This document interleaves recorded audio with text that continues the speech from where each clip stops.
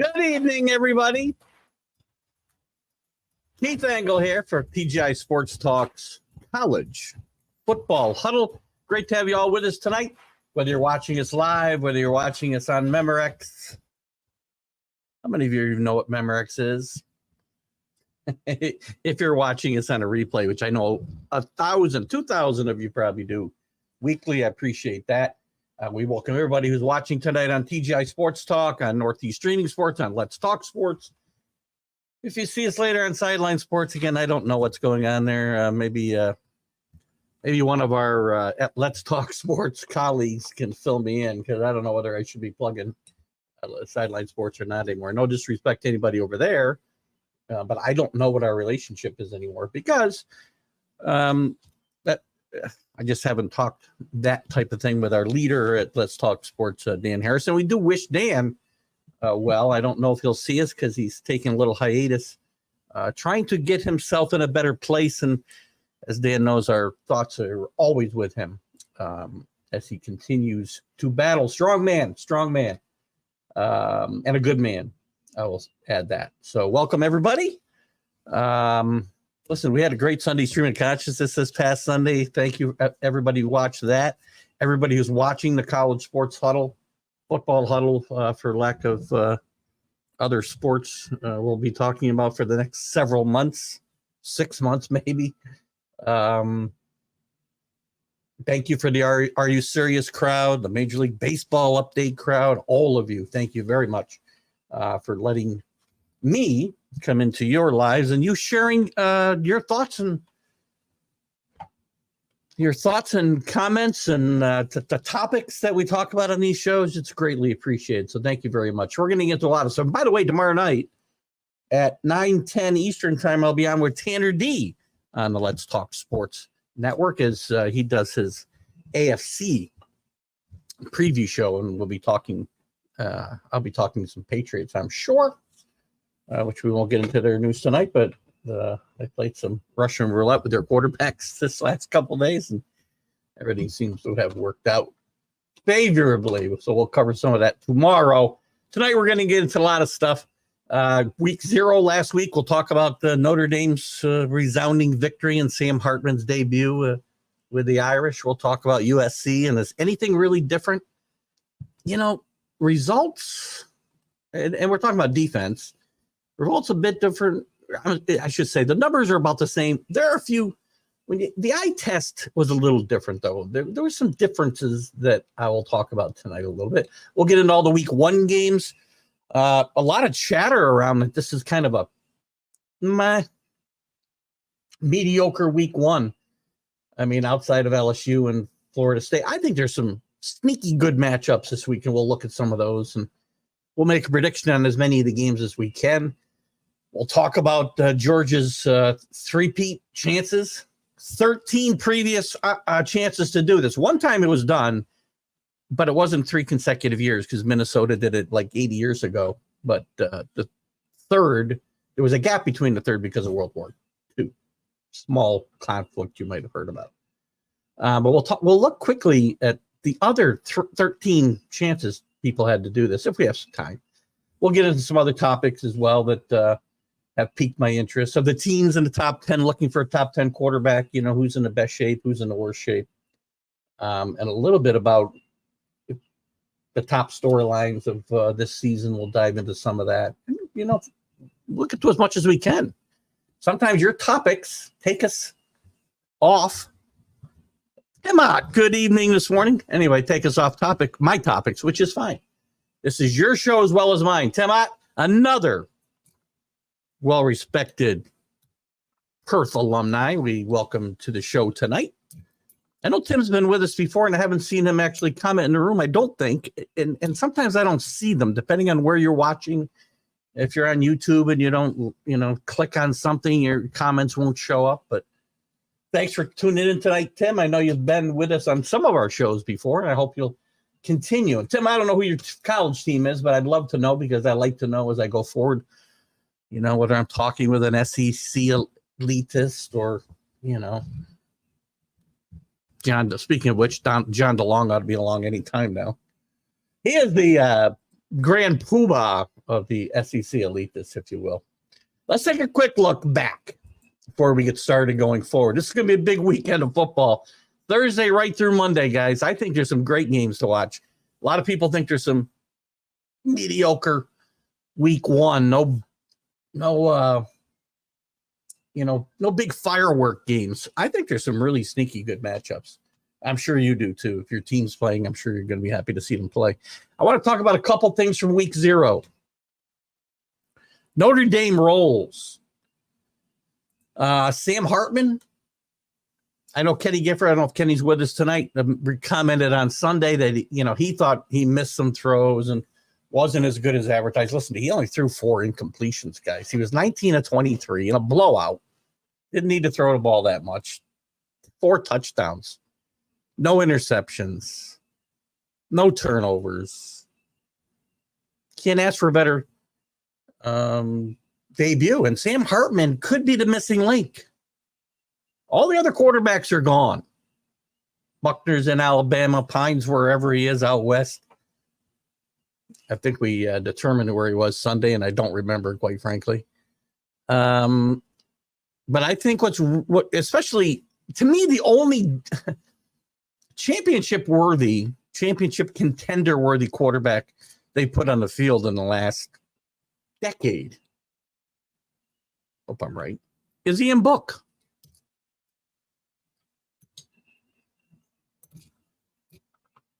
Sam Hartman now set a lot of NCAA records, set a lot of ACC records, set a lot of Wake Forest records, set a lot of records, period, in his 5 years at Wake Forest. Could have gone pro this year. Probably, chances are he may not even have been drafted. He would have been drafted probably in the late rounds if he was. Possibly Notre Dame increases his profile and he's able to maybe increase his draft stock. But more importantly, I think for the Fighting Irish is I think he gives them a better chance, a much better chance to be in this playoff race this year. So I know they weren't playing a good Navy team. Navy with a new head coach after years of Coach Ken, a little bit. It wasn't really a different offense, I don't think. I don't even know if they threw the football, 7 times, ran it 48, none of it effectively. They didn't do either thing with any effectiveness. So, wins are wins, 42-3. They dominated on both sides of the football. Take it for what it's worth. Notre Dame is working up there, and I think they play Tennessee State or somebody this weekend. We'll look at that on the schedule. It's not much of a game again this week, but they're working up to the 23rd when they play Ohio State. They're played 7 times. I believe Notre Dame hasn't won since the 30s. That's going to be their season. Who else is with us here? Oh, Rick Sherlock is in the room. Good evening, Rick. I can't get my...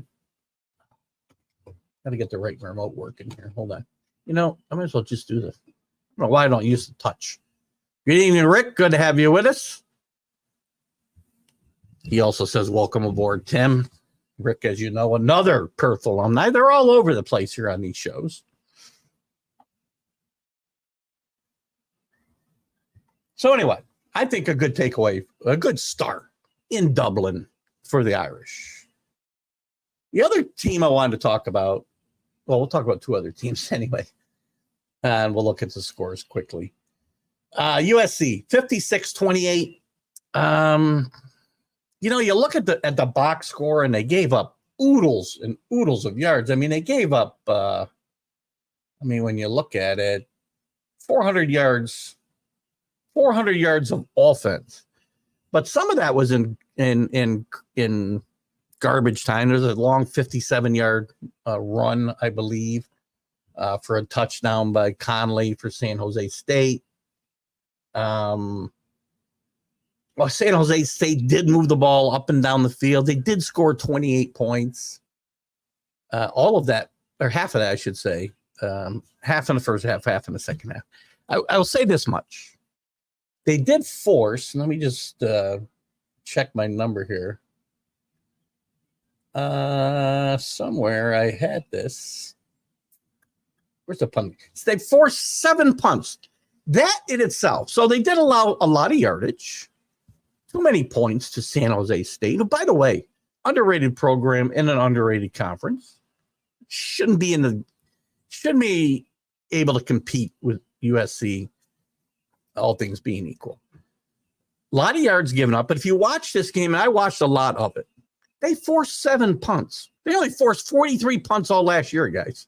43 punts in 12 games this team forced last year. That's a remarkably awful number.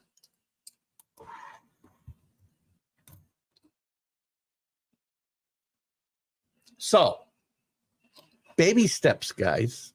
This defense can't be worse, right? Kenny's with us. Speaking of Kenny Gifford, Kenny joins us here on this beautiful, August evening, by the way. It's just gorgeous outside. It's going to be gorgeous for the next few days. Get warm again. We're going to spend lots of time. The deck, just to give you an update here, little stream of consciousness going on here. The new deck is about finished here in the new townhouse. They should be putting the stairs in tomorrow, doing some other touch-up work Saturday. I'll be getting the patio furniture back out, the new fire pit, my audio visual equipment out there to watch football all weekend. We even have some adult beverages. So anyway, week 0 did present, I think, for some really tepid matchups. I think it was a pretty decent week of football. Massachusetts ranked 133rd out of 133 FBS 1 teams. Goes on the road and wins in New Mexico State. Now, not a football power, but when when UMass beats anybody, they could beat Fulton Montgomery Community College or Hudson Valley Community College, and it would be a big story. So a good job there by them. San Diego State, again, and from the Mountain West, underrated. Ohio game, all they could handle. They win that game 20-13. Louisiana Tech has a battle with Florida International.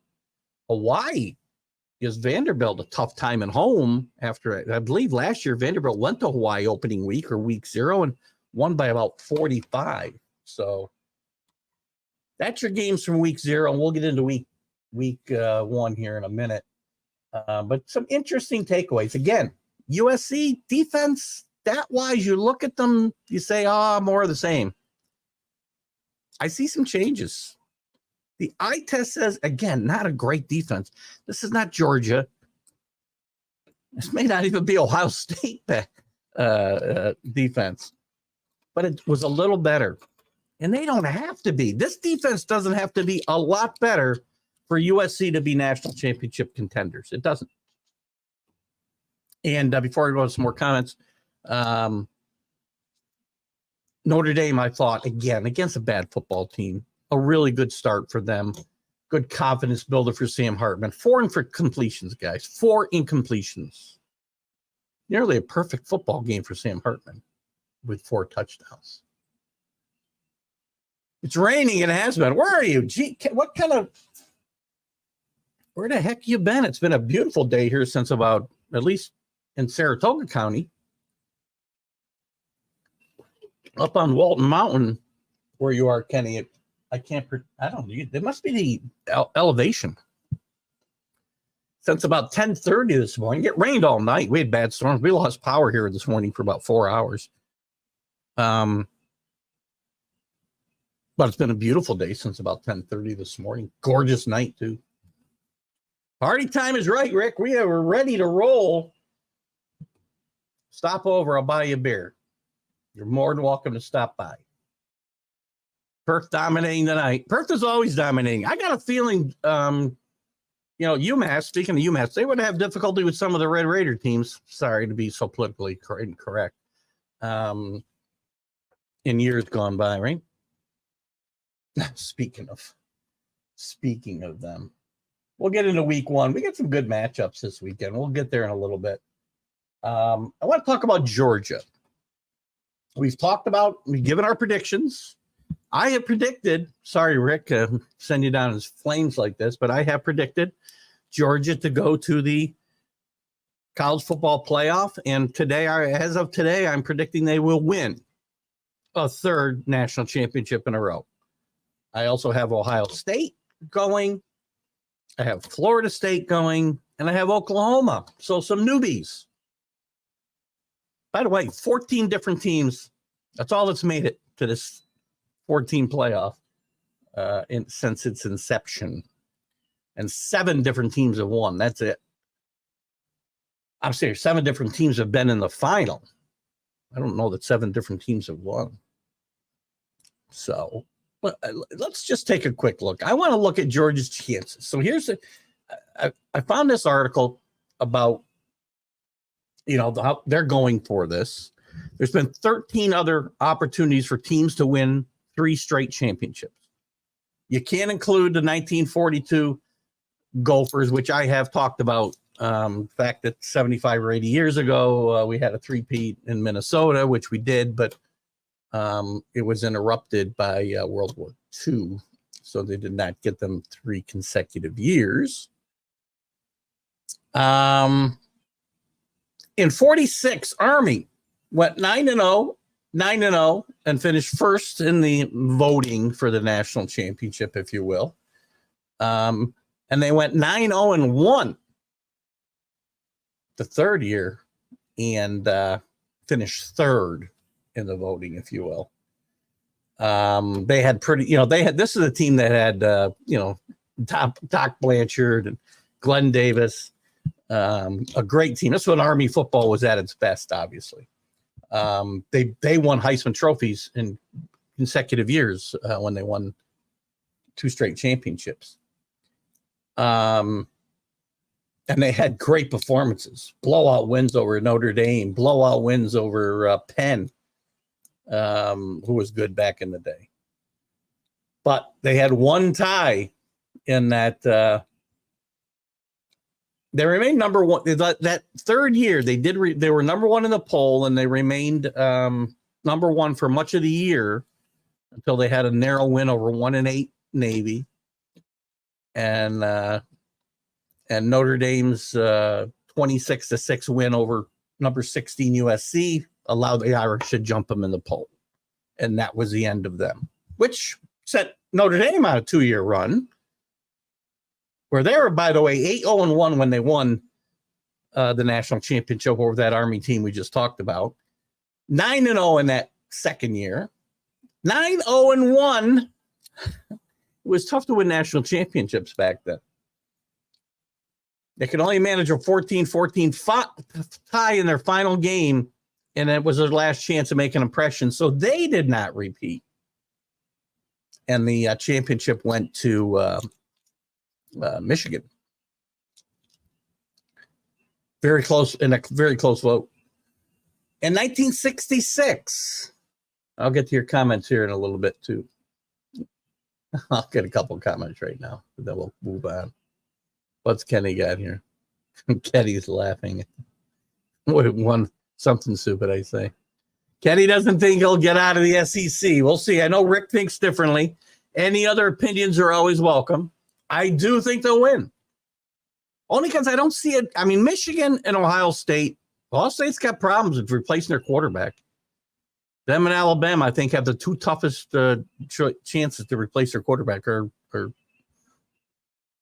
they have the 2 toughest assignments replacing their quarterback of these top-rated teams. Michigan's probably better, but as much as I think Jim Harbaugh's a good coach, I don't think he's as good as Kirby Smart. We'll see. Something's going to change. Something will change somebody's mind.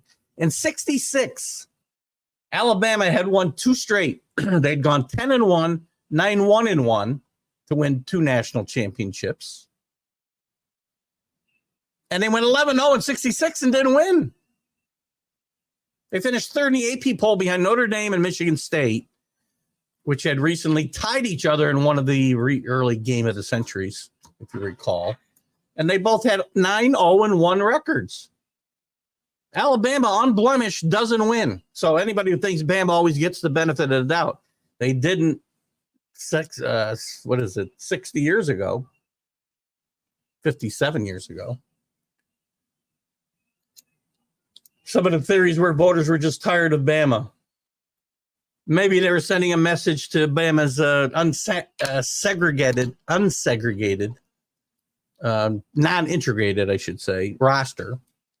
Said that backwards, actually. None of that would have been an issue today, but back in the days that were voters, for whatever reason, they took a team with no blemishes and gave it to a team that had just tied in their last regular season game. As we move forward to the 72, the Cornhuskers of Nebraska, Bob Devaney's last teams, I believe, they won in 70 at 11-0-1. In 1971, they go 13-0. And this was after they kind of slipped a little bit. They had 6 and 4 seasons in 67 and 68 before they went on this little run.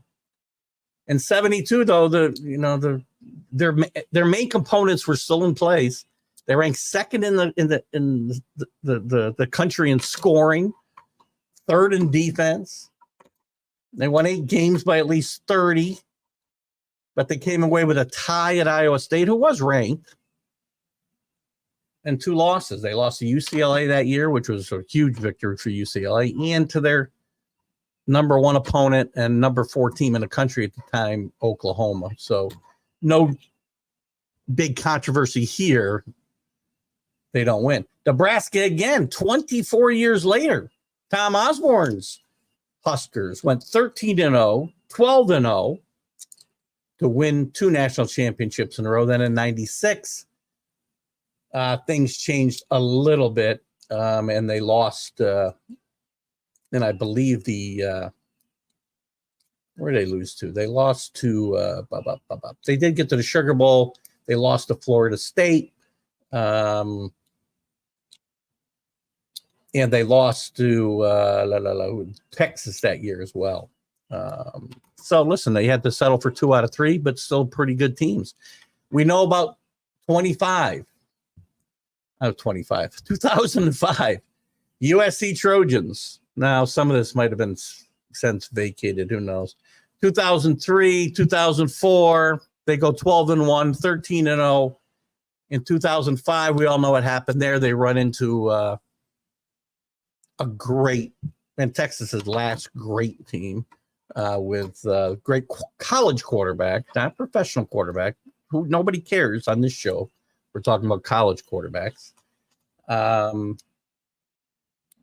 They run into Vince Young, and we know what happened there. They should have won that game, but Vince Young just kind of took it over. USC allowed 41 points, and they lose their chance at a 3-peat. Alabama Crimson Tide in 2013.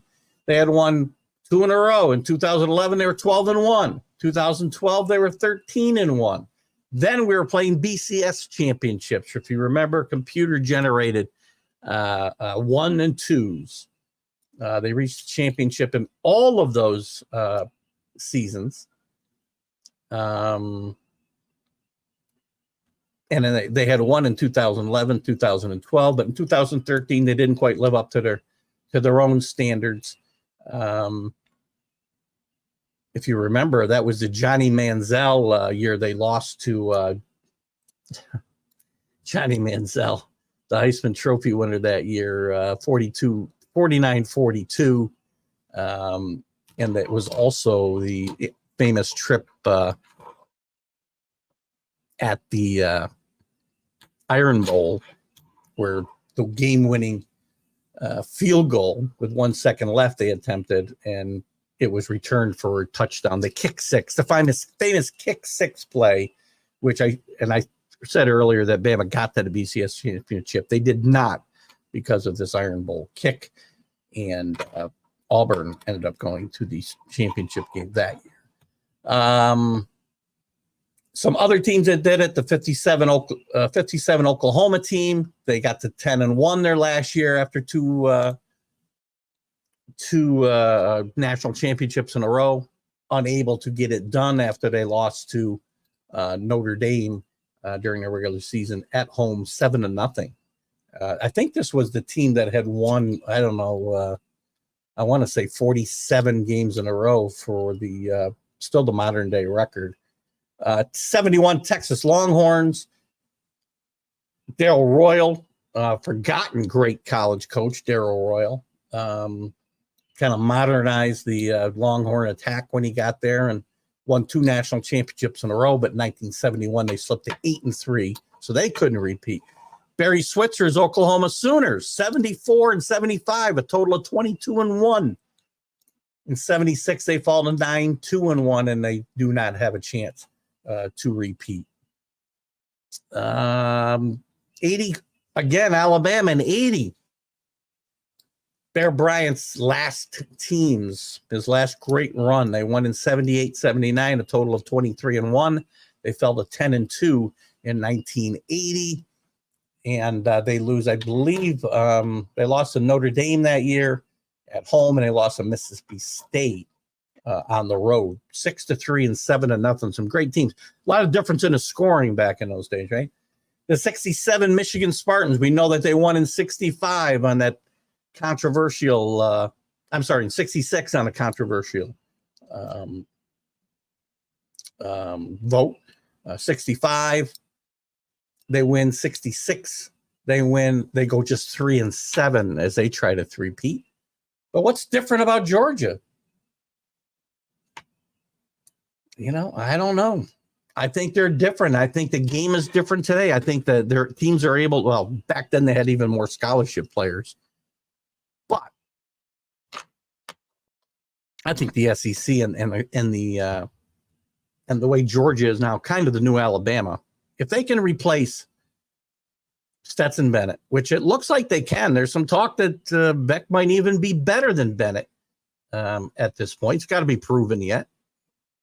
Stetson Bennett was always trying to be replaced. Now, he wasn't trying to be replaced. They were trying to replace him. So it'll be interesting to see what happens. I do think Georgia can do this. So I thought it'd be interesting to take a look at some of these teams. Michigan's overrated. Listen, Michigan's loaded. Michigan's not overrated, I don't think, Kenny. You could rank Michigan any one through 4, and I would not have any problem. They have everybody back pretty much. Blake Corum decided to come back after Jim Harbaugh told him he should go to the NFL. He's healthier. You can look for, a 1,700 yard season, maybe a 2,000 yard season out of him. JJ McCarthy has settled in at quarterback. Really played a great game. Overlooked in that upset to TCU last year. I should turn this TV off because I think I'm getting some issues here. Overlooked in that upset to TCU is J.J. McCarthy played a great game. They lost their kicker, who won a lot of games. Not a lot. They won quite a few close games for them over the last couple of years. And they continue to dominate Ohio State now. Ohio State hasn't beat them since 2019, which is putting a lot of pressure on one Ryan Day. So, no, I don't think they're overrated. I don't have them in the final. As I said, I've got Georgia, Oklahoma, Florida State, and Ohio State in the final this year. I think Ohio State will beat Michigan in that Big Ten matchup. They'll kill whoever they play from the West. And I don't think anybody gets 2 teams in. I think Florida State will be good enough to slide in. And I think Oklahoma will be a surprise rebound victor on their way out of the SEC. Not Texas. Everybody's jumping on a Texas bandwagon out there in the Big 12. I think it'd be Oklahoma. He was a good football player, just as was Ryan Leaf. Well, yes. Ryan Leaf didn't win any national championships, though. And to me, it doesn't diminish, because especially since we're only talking about college football here, it doesn't diminish Ryan Leaf as a college football player, what he happened to him later on in life and his crash in the NFL. Johnny Manziel, you can say whatever you want about Johnny Manziel. Johnny Manziel was a great college quarterback. We talk about this all the time when we get into, and I know Kenny brings this up a lot, the lack of Ohio State quarterbacks having success. Justin Fields may very well break that mold, but we'll see. It has yet to pan out. He's made some pretty good strides his first 2 years. Needs to take another step to get to the next level of NFL quarterback, but it's not relevant to the conversation about great quarterbacks in college. Tim Tebow, maybe the best college quarterback of all time. Tim Tebow. Go watch Swamp Kings. If you guys haven't seen Swamp Kings, I believe it's on Netflix. I think I talked about it last week. Watch it. It's a great, great documentary about the Urban Meyer years at Florida. And you can say whatever you want about Urban Meyer. He's a great college coach. And this was a great team. Yeah, there were some miscreants on the team, and they kind of glossed over that. The Aaron Hernandezes of the team. They talk about it a little bit, him and some other guys. He was the only serial killer on the team. But to me, it doesn't diminish what these guys accomplish in college. Archie Griffin didn't turn into a tremendous NFL running back. He ran for 1,000 yards once, and his career was over in, 3-4 years. Got a message from Larry Sorensen here. But it doesn't diminish what they do, that's for sure. I don't see you backstage. You want to come on today, Larry? I don't. I would love to have you on, though. Hang on, guys.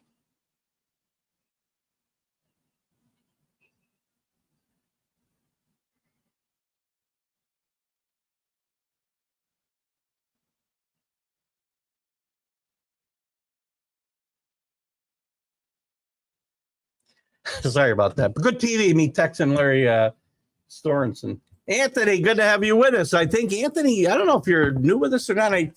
The name sounds familiar. I don't want to say your name wrong, so if I say it wrong, I apologize. LaFleur maybe. FSU for Anthony. Oregon. I think there is a good possibility of a Pac-12 team getting in this year. Again, I didn't pick one. Mainly because I think Washington, Oregon, USC, and maybe Utah are good enough to beat each other up and really hinder their chances.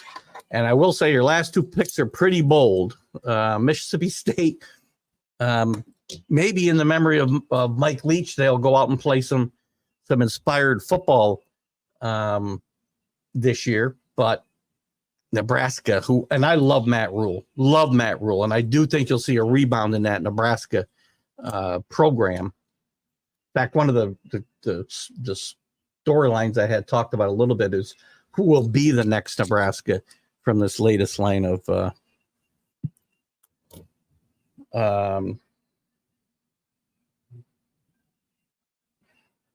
hang on one second, guys.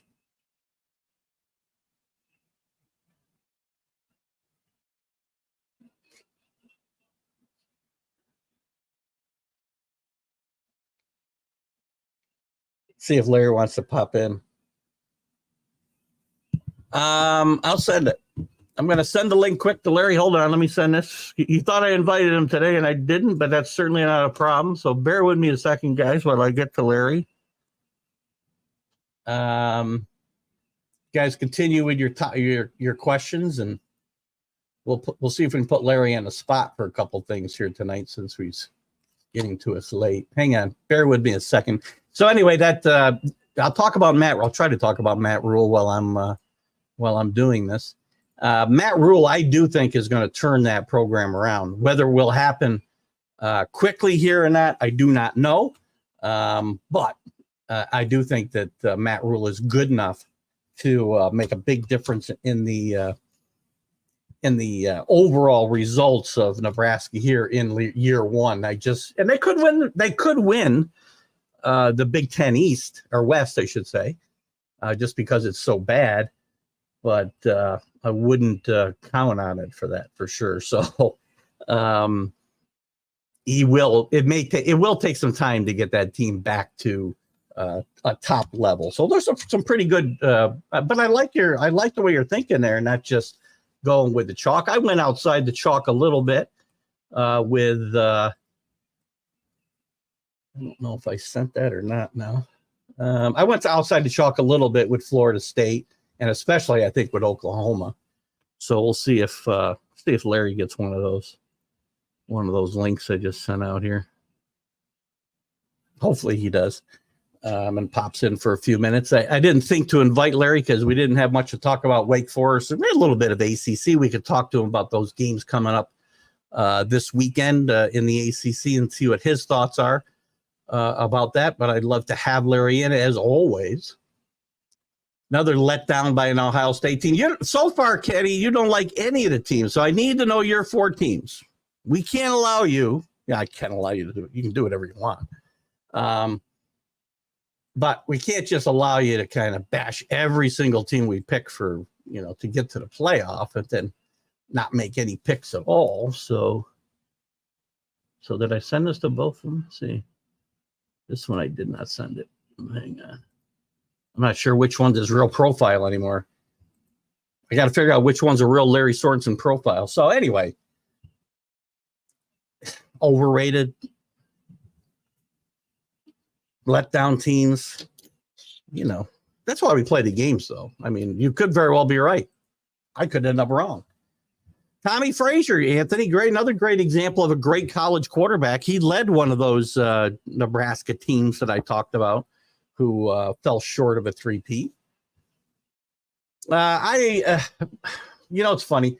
I root for the Miami Hurricanes by marriage, basically. I came into that rooting. They're been on quite a downward trend and probably only had really a 20-year run as a major force in college football to begin with. People talk about historic programs. Miami's not really one. They had an historic run. They're not a historic program. But I tend to root for good stories in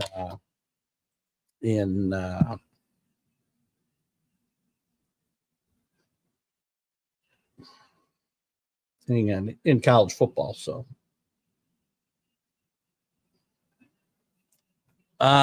anyway, this is I've talked about you come out the wrong times. I've been talking up Notre Dame. I did not pick them to get into the playoff. They certainly could, because I think their game against Ohio State will be their season. And here's the thing: Ohio State can lose to Notre Dame and still get to the playoff. I don't think Notre Dame can lose to Ohio State and still get to the playoff with the rest of their schedule the way that it is, in my mind. But I talked up earlier. I think Sam Hartman is a huge addition to that team. I think he played a great football team. I know it wasn't against a great. Sorry,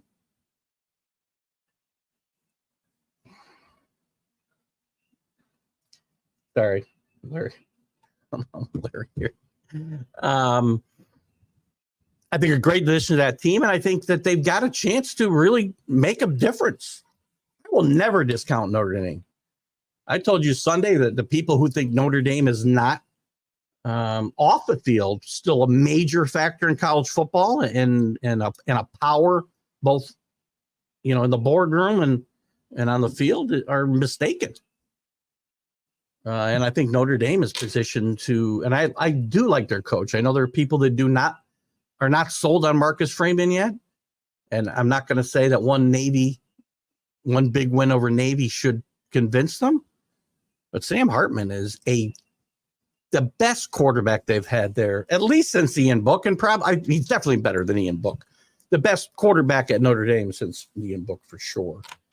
But listen, I don't know that I can go back. I may have to go back to the Joe Montana days, to find a better quarterback at Notre Dame than Sam Hartman. Sad part is they're only going to get 1 year. The teams that are picked always screw up, and then the letdowns begin. I don't think there was a letdown for Georgia the last 2 years. I don't think there was. There was a letdown for Michigan. I can't even say there was a letdown for TCU. And I can see you there this time, Larry.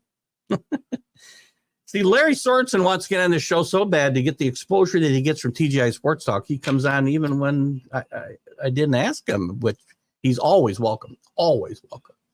So we love to have him. Let me get to two more things here, Larry, and I'll get you in the room here quick, and we'll figure out something to talk about. Out of Oklahoma, Texas, USC, Nebraska, Notre Dame, who's more likely to win a title again first? That's a great question. And maybe we'll throw that one at Larry when he comes in. And we'll answer that one together, I think, when Larry gets in here. White Widow, Gold Leaf. You've lost me completely there, Kenny. Let me bring in one of our favorite sons here. Well, if I can find the right mouse. We're having all kinds of difficulties here. Our good friend, Larry Sorensen from Wake Forest, the one of the voices of Wake Forest football and obviously baseball we talked about last time we had Larry on. Good evening, Larry. Oh, you're not the only one having difficulties tonight. I saw a invite come up and I just clicked on it and figured 7:30, it's time. You know, you don't have to let me in. That's all right. We're good enough, friends. Blow me off. Go ahead, blow me off. It's a totally different link. You're in a totally different room than I was. And I was like, what the heck? Did I invite Larry and have a, it could happen. I forget things like crazy these days. So, the opener's tomorrow. So we're still working out the kinks a little bit on my end to get ready for that one. That's okay. I was going to invite you in and I was like, well, we'll wait till we get a game or a Wake Forest game coming up. Because I don't even know, because you're catching me off guard a little bit. I want to get to the ACC schedule. Is Wake playing this weekend? Play Thursday. Play tomorrow night.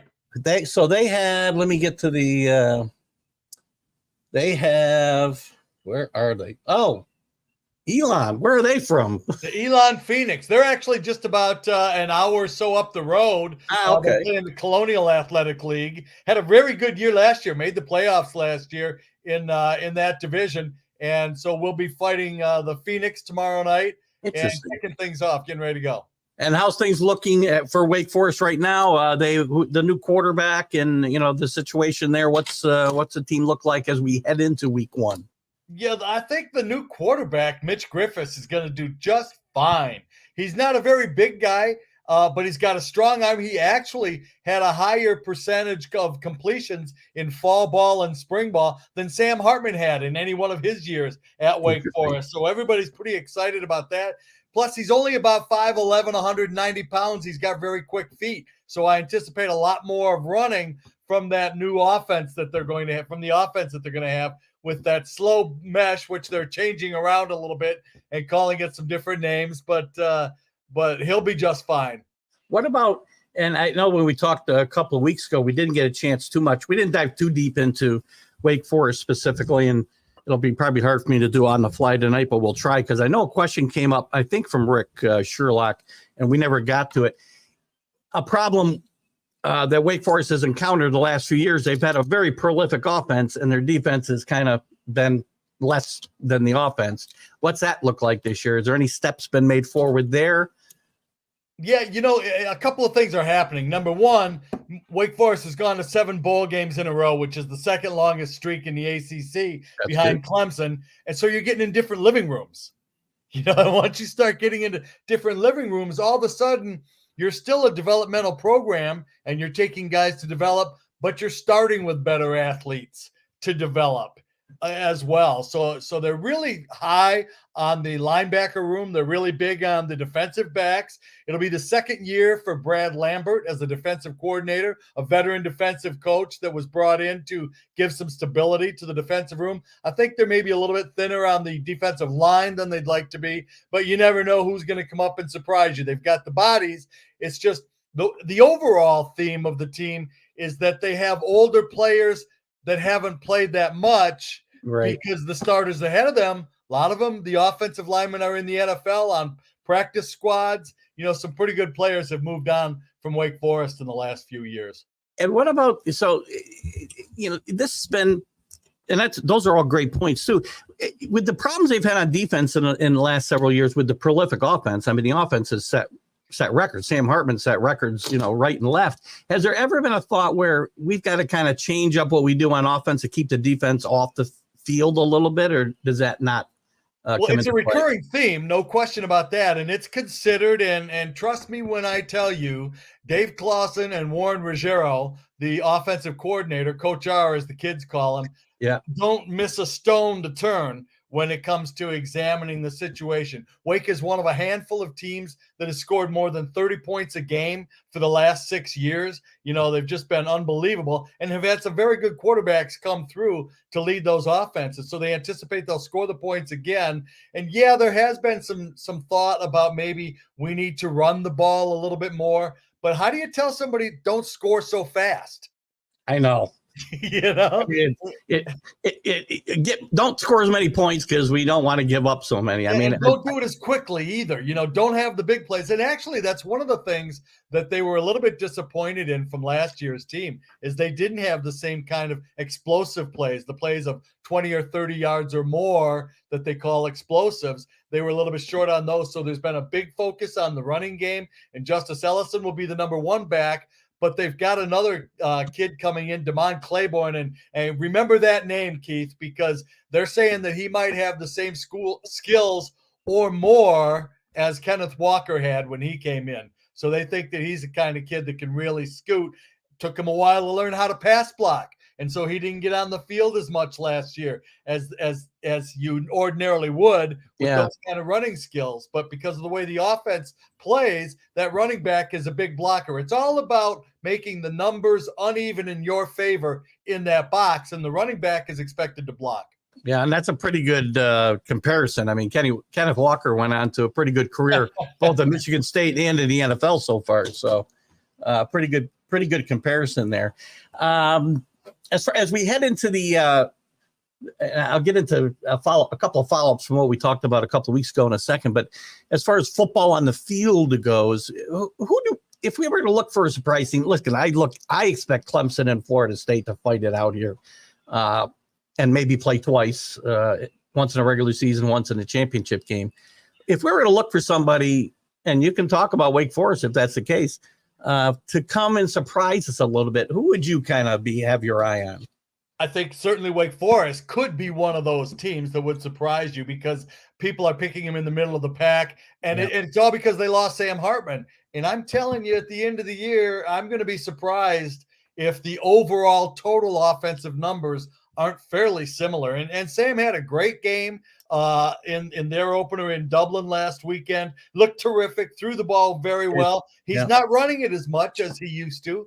And I don't know if that, he ran more in his first couple of years. And I don't know if that's by design. With that offense, he'll play at Notre Dame, getting him ready, hopefully, for the NFL. We'll see. And let me say right now, the people around the program at Wake Forest are thrilled for Sam Hartman. He gave them 5 very, very good years of football, was a tremendous leader, took the program to different levels, and it came down to a decision about getting ready to go on to the NFL. And it made all the sense in the world, and there is no hesitation for anybody around the Wake program to say, congratulations, good luck, hope it works out for you. Now, as somebody pointed out the other day, they hope that he loses every game 78-70. Well, you're always going to have those guys. Before we go back to the ACC, actually, since you brought that up, I was going to ask you about Sam's debut. Personally, he may not have run because he didn't need to. I mean, Navy certainly didn't put up much of a fight last Saturday, but Sam played very, very well. Do you think it does going there was part of the decision for him to maybe get a bigger showcase to maybe enhance his NFL chances? Yeah, no question about that. And Wake plays that offense that's a little bit different about 20 to 30% of the time, the slow mesh, which takes you much closer to the line of scrimmage when you throw the ball. Part of it is riding the back up to the line, and then you actually throw when you're only a yard or two behind the line of scrimmage. And it's just a completely different look than what the pro teams do. And so the opportunity for him was there. He found out where he would be taken in the draft, and it probably wasn't going to be till he was a third day draftee, in the 6th or 7th round. And when you look at the history of the draft guys, at player number 75 in the draft is where the bonuses dropped down to where it was going to approach the NIL money. Right. And he got to go to Notre Dame. Yeah. So it was a business decision that probably will help him a great deal in the long run. Plus, there's one other factor, and I don't know that he'd admit that, but when you say for the rest of his life, when you say Sam Hartman, Heisman Trophy winner, that's got a little bit of a ring to it too. Yeah, he could put his name. quarterback of the Fighting Irish gives you a much better, again, not to knock Wake Forest at all, the publicity machine. If whole different stratosphere. Absolutely. So that'll give him a much better chance there. And you're right. I doubt he's going to admit that up front, but hey, that's a pretty good incentive. Yeah, and I don't blame him. I mean, what the heck? I don't either. I don't blame him a bit. Back to your initial question about teams that could surprise. Next Monday night, Clemson and Duke. I'm really anxious to see Duke, because if I was going to look at a surprise team, and I don't think it's going to surprise the coaches around the league or people that follow the ACC closely, Duke has a tremendous coach with Mike Elko, and they've got a team. And I talked to some of their players at Media Day. Man, they're bought in 1,000% to what he's doing. And when you get guys ready to run through the wall for you at that level, it makes a big difference. And I think Duke is a team that could really make some noise. I've got Duke winning 9 games myself. I think they won 9 last year for just their second best record in team history. And I think they'll win 9 again this year myself. And, that gets you close to the top, at least, if not there. So, then it comes down to those half dozen plays that turn every season around. Yeah. And for Wake's benefit, the Kenny, who has been decided to go against every single thing I say tonight, which is okay. We like that. It says that Wake will finish ahead of Wake Forest. Well, and I love Kenny Gifford. I don't know Kenny Gifford, but I love him. Kenny's another Perth. I talk about the Perth alumni on the show. There's a lot of them here, including myself. So he's one of the nut jobs that come from Perth. So that might explain his thinking a little bit. But actually, he's a big Notre Dame fan. Other school, I like. If there's another team, let me talk about the team I have to root for family reasons. The Miami Hurricanes. Would you see a rebound potential here with Van Dyke without all the hype he had coming in last year? If you remember, Heisman talk, top 10 pick in the draft, all kinds of talk. Now there's no talk. Is this good for Miami? Do you see a rebound maybe for this program this year? I felt like they should have the talent to do that, but even at Media Day, it seems like, and reading up on them a little bit as we get into the season, it just seems like there's a lot of distractions around the program. They went so overboard with the NIL, and now that's all being investigated, and that's a problem. And they just seem to have a lot of distractions. And even at Media Day, the players were a little bit all over the place. It seemed like to me. I love the talent that they've got. I think Cristobal is going to be a good coach, but I don't know that the Miami guys have bought into the physicality of what he expects yet. We'll see. We'll find out.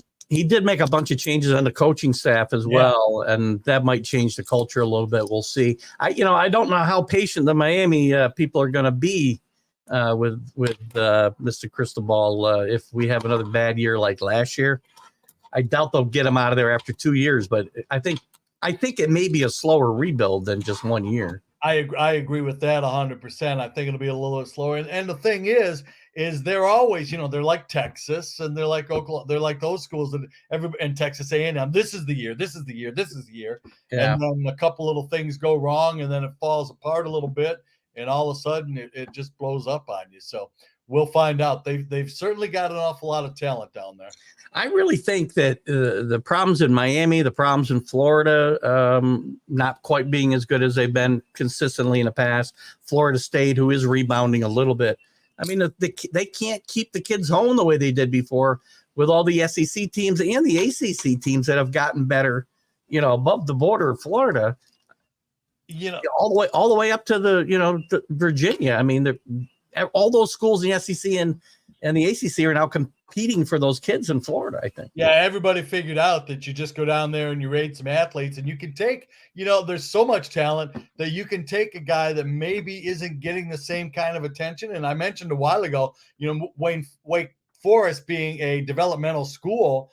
Well, Wake is willing to wait a redshirt a kid his first year and wait a couple of years, whereas a lot of those kids expect to be starting in their first year. And if you come to Wake Forest, you're probably not going to start till your third year, depending on what position you play. That's just the way it is. And we talked about Kenneth Walker leaving. Kenneth Walker, had he stayed at Wake instead of going to Michigan State, was not going to carry the ball 25 times a game. They were going to run the same offense, and you've got to fit into that system. And so they recruit players that fit into that system. I will say this, though. They opened up their new football building that they spent $40 million on, a new locker room that officially opened the other day. And they had 4 kids that represented the team that were at that grand opening. And between the 4 kids, they had 7 Wake Forest degrees. Wow. And that's not a bad way to start life out when you come out of college. No, that's excellent for sure. I got a couple comments in here I want to get to. One of the topic I wanted to bring up with you anyway. Before we get off the season real quickly, coaches in trouble from a local standpoint.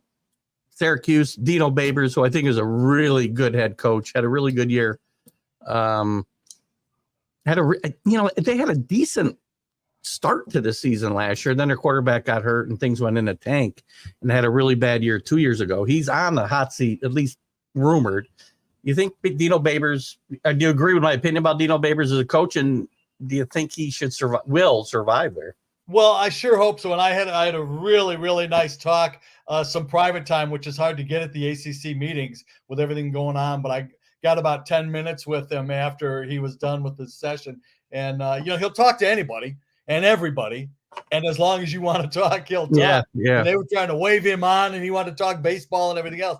But Dino is one of the few guys that when media day comes around during the week, I tune into his press conferences because I'm going to laugh a little bit and I'm going to enjoy what he says. And yes, I do think he's a good coach. And I think that they're a little bit more settled in their offense and have a better idea of how they want to use it. And I think they're going to be a very, very tough team this year. Wake goes up there at the end of the year. The close of the season is tough. Very difficult place to play. I really hope he has a good year. I do think he's feeling some pressure, but he said, what pressure? I got to coach every day. I've got to develop young men every day, and that's the only way that I can approach it. And so he's got the right mental attitude about it. He's not going to push any panic buttons at any point in time. He's done a good job in a very tough situation. I think Syracuse has got in a tough slot up there by themselves, and very much so. Western New York. So one topic I did want to bring up, you and I talked about when you were on the last week, it's about just when everything had exploded, or a couple of weeks ago, when everything had exploded with the latest realignment news. And obviously some of the fallout from that is Stanford and Cal, and still the talk about them potentially joining the ACC. What are you hearing about that? And, while it seems that there's some pros and cons, and I feel myself the cons outweigh the pros, but what do I know these days when it comes to this topic? Do you think it's a good idea to bring Cal and Stanford into this situation? You know as much as I know, officially. Unofficially, I'm hearing a lot of rumors that maybe had they not had that shooting at UNC the other night, it might have been announced that night. Really? Yeah. So it looks, from all appearances, it looks like they're going to bring him in unless they've had time to rethink it.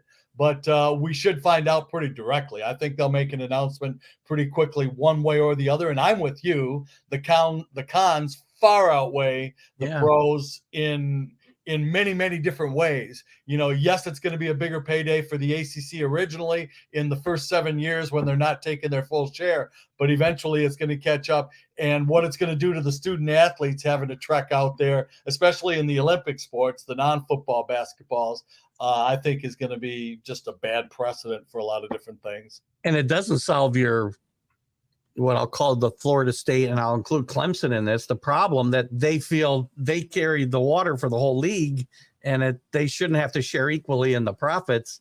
Now you got 2 more people that they're going to feel are taking money out of their pocket. But what's really interesting is that Florida State is the biggest noisemaker about this whole deal. And yes, they do have a very, very big brand. But one of the interesting things to me is that they're saying, well, let's make it performance based, depending on how many championships and everything you get into. Last 3 years, Wake Forest is 3-0 against Florida State in football. That's an excellent point. So it's funny, and I think I said this to you a couple of weeks ago. Florida State starts to make noise as soon as they start winning games, right? They're a little quiet when they're kind of going 5-6. So and they're going to have a terrific football team. I don't think there's any question about that. But you're only one big injury away from your whole world turning upside down. First of all, but they're going to have a very good team. We'll see how the season plays out. Another question Rick's got outside of the ACC is Colorado and the. You and I have had these conversations about the transfer portal, and nobody that I know of has used it to the extent that Deion's used it since he got to Colorado. 54, I think, transfers this year alone. You know what? Over 75 guys on this roster. Is this good? No, it's not good. Absolutely not, because that means that there's a lot of athletes that in good faith went up there thinking that that's where they were going to matriculate, and they went there for a reason and everything else, and it's not good. Right. The unusual thing is that Deion was just so open about, I'm going to get rid of people, and that's the way it's going to be. Everybody else does a portion of the same thing, but they do it much more quietly and discreetly and everything else. And, they go to the athletes and say, you're welcome to stay, but I don't know how much you're going to play if you're here. And, they give them that uncomfortable feeling to where the player starts looking on their own. Deion just said, I'm blowing this thing up. Yeah. And he told the world, I'm blowing this thing up. And I think that was the biggest difference. We'll see how it turns out. It's time to put up or shut up now. Yeah. It almost makes me want to root against him succeeding, because if he does, you're going to set a model for other coaches, because we know all these sports are copycat leagues, right? And if he has any kind of real success this year and maybe even into next year, this could be a model that other new coaches will follow and blowing programs totally up. Well, I don't like cheering against anybody, and I cheer for the athletes, and I have favorite teams, but you can take that almost out of your sentence for me. Yeah. Because I'll read between the lines. I don't even have to. I'll let you go look at the replay. Go to the replay and check that one out. I think and by the way, one of the games this weekend is Colorado's, Deion's debut at Colorado at TCU. People are taking TCU a little lightly. They got to remember that their starting quarterback is the guy who was the starting quarterback last year until he got hurt, and Max Duggan took over. Sonny Dykes might look to kind of hit the gas pedal if he gets ahead in this game. And TCU, you remember that last game a little bit, and they got smoked. Look at the game they got smoked in. Yeah. To make it that far means you're doing something right all season long. And they had some breaks go their way, and that's what football takes. But they've got a good program going. It's going to be a very interesting weekend. I'll ask you before you go. So I had a question come up as I was bringing you in from Anthony LaFleur about out of Oklahoma, Texas, USC, Nebraska, Notre Dame. No ACC teams in here, but I guess they're looking for recent winners or non-winners. Who do you think is the most likely to win a national title again first? I like out of that group there, I would say USC would be the team that I would pick. Yeah. I think Notre Dame is going to have a very good year, and they've got a quarterback that's a winner. I know some folks at Notre Dame that told me he has taken the place by storm, and the players love him, and I knew that they would, because the players at Wake Forest loved him. So, when you get guys believing in themselves at that elite level, you can do some superhuman things sometimes. But I think USC would be the one club that I would pick out of that group. Yeah, the defense is going to hold them back again this year. I mean, the other night they played. The defense is different. They did force 7 punts, which isn't bad for them, but they still did give up a lot of yards and too many points. What did Navy try? One pass in the first half or something like that? One. Bizarre. Yeah. I like, of these teams, I like Notre Dame. I think Matt Rule will bring Nebraska back. I think it'll take a little time. Whether they'll ever reach the heights they were at is debatable for a lot of reasons. I think if Texas and Oklahoma want to win soon, they probably ought to do it this year before they get to the SEC, would be my that's a good point. And I still hold a grudge with Oklahoma for the way they beat up Ricky Leach in the 1976 Orange Bowl. So, Ricky's a buddy, and they hit him when he was out of bounds, and he had a concussion, had to leave. So we were talking about good college quarterbacks. Just have long memories, man. Before you came in, we were talking about guys who were good college quarterbacks, and Rick Leach is one that kind of flies under the radar. He played for some really good Michigan teams for sure. Yeah, started as a freshman for Bo Schembechler, which nobody did, and was an option quarterback, which is how he took all the hits that he took, and is struggling some with that. But and he played on the baseball team as well, made it to the big leagues. Yeah, I was going to say, you must have played with him. About 8 years in the major leagues, and we always told Ricky that he could throw a ball through a brick wall. Problem was hitting the wall. Did you play with Rick in the majors at all anywhere in any of your time? Yeah, San Francisco for just a very, very brief time. Okay, cool. Well, Larry, I'm glad you came on tonight.